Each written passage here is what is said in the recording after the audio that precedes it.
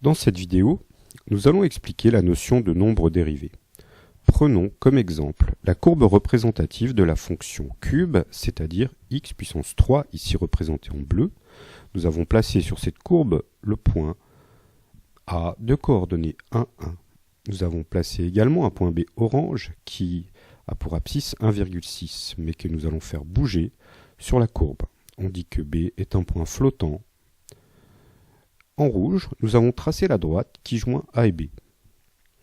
On appelle ce type de droite une corde de la courbe bleue.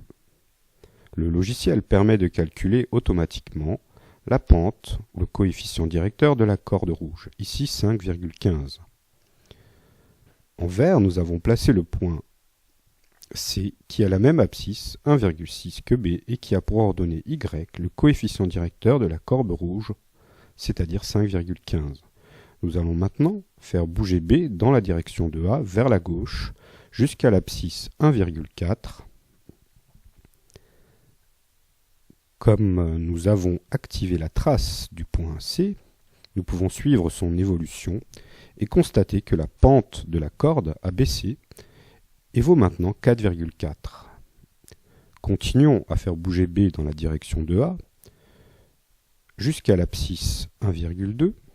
À présent, la pente de la corde vaut 3,66. Nous remarquons que la corde rouge commence à être très proche de la courbe bleue et nous avons du mal à les distinguer. Approchons à présent B de manière à ce qu'il se confonde avec A. La corde rouge n'existe plus. Forcément, nous n'avons plus qu'un seul point, A et B sont confondus. Mais ce qui est intéressant de remarquer, c'est que la corde, au moment où elle a disparu, avait une pente qui était très proche de 3.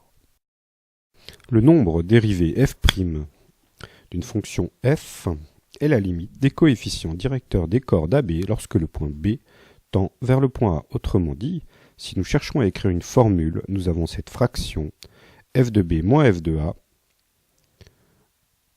qui est la pente de la corde AB si on divise par B moins A. Et lorsque le point B tend vers le point A, eh bien l'abscisse petit b du point B tend vers l'abscisse petit a du point A. On obtient donc à la limite un certain nombre qui dans notre exemple valait 3 et qui est le nombre dérivé au point d'abscisse petit a et qui est précisément la limite des pentes des cordes lorsque le point B tend vers le point A. Si l'on pose maintenant l'écart entre A et B comme petit h égale B moins A, à ce moment, notre formule devient, puisque B sera égal à A plus H, nous aurons, comme le B est égal à A plus H, f de A plus H moins f de A divisé par H, et H tendra vers 0. Autrement dit, le nombre dérivé f' de A, c'est la limite quand H tend vers 0 de f de A plus H moins f de A sur H. C'est la définition du nombre dérivé au point A. Revenons à notre figure et considérons le point B exactement au même endroit que le point A. Il n'y a plus de corde, mais il y a une tangente à la courbe bleue, et nous pouvons voir cette tangente en plaçant notre point B tout proche du point A. Et même, disons, tellement proche qu'on ne voit pas la différence entre les deux.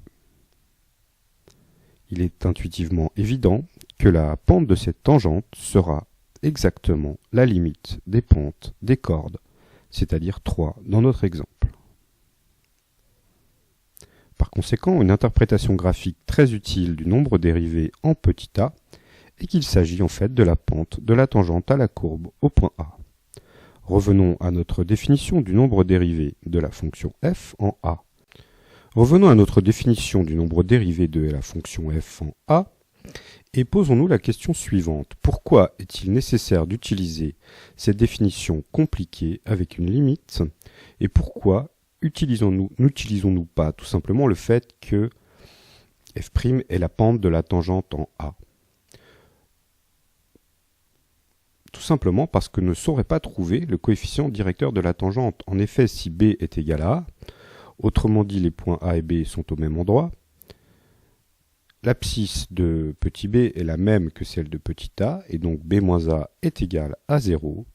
De la même manière, f de b est égal à f de a, et le numérateur est égal à 0. Nous obtenons donc un calcul 0 sur 0 qui ne donne aucun résultat exploitable. Par conséquent, pour calculer vraiment cette dérivée, on est obligé de faire appel à cette notion de limite. Pour bien comprendre cette dernière remarque, il faut voir que nous n'avons pas accès à la tangente en A.